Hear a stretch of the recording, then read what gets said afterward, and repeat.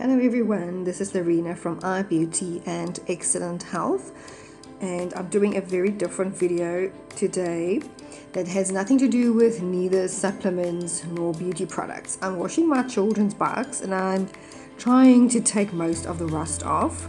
So I watched a lot of videos to show how I did it with baking soda and vinegar.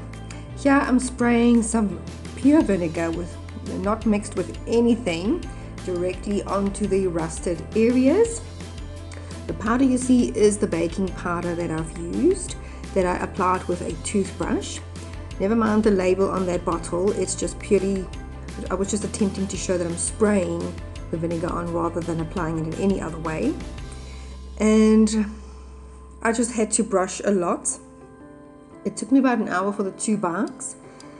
And I was really quite surprised. I feel that there was an improvement. I rinsed it off with a hose pipe, and then I did apply some lubricant specifically to the chain, bike lube to the chain. Here I'm just wiping off any excess baking powder, water, etc., and drying it thoroughly. In the end, I was relatively happy with the result.